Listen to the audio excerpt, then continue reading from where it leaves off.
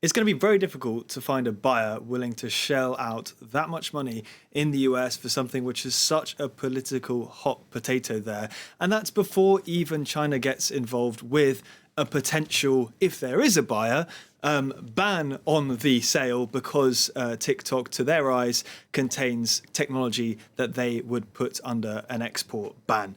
So what's left as a choice? Well, the courts, and that's absolutely what Beijing is throwing its weight behind. We've seen that with Blinken's latest visit. They'll be talking about this as a part of a number of things behind the scenes. Now, why is Beijing really against this decision by the United States?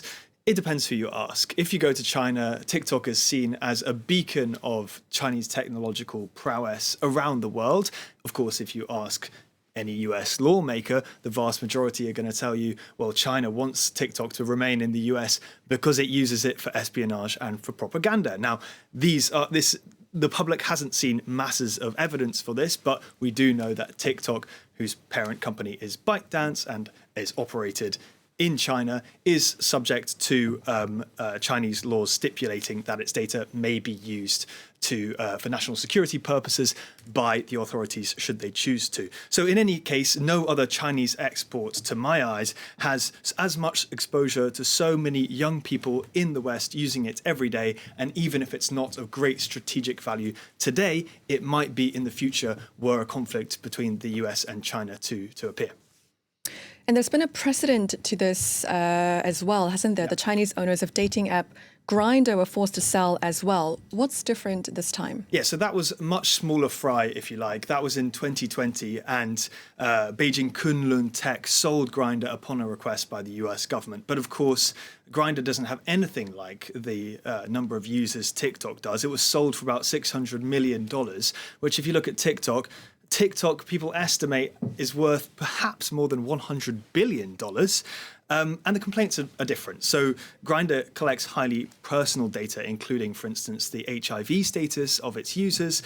And the US government didn't want the Chinese government to be potentially blackmailing US citizens using this data.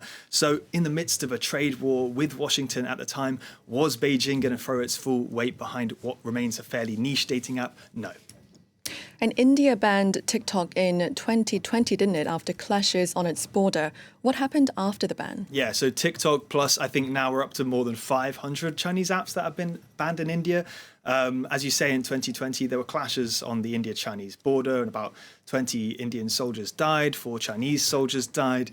This ban came into effect, which immediately worried many of the 200 million active TikTok users in India, because many of them used it for their livelihoods. They had small businesses, they'd be influencers, they'd be selling things. Let's not forget that TikTok is essentially an e-commerce platform before anything else these days. So there was that worry initially, but after a few months, we had the launch of YouTube Shorts, we had the launch of Instagram Reels, and they've managed to consolidate a lot of, basically all of the market share that TikTok left behind. So if TikTok does leave the US, we'll probably see a similar movement over there. And lastly, the European Union also targeted TikTok this week. Tell us a bit about that. Yeah, so that's part of their push to protect children from addictive and harmful content. We're not yet seeing any big moves on the national security front beyond banning it on official phones in the EU. All right, thank you.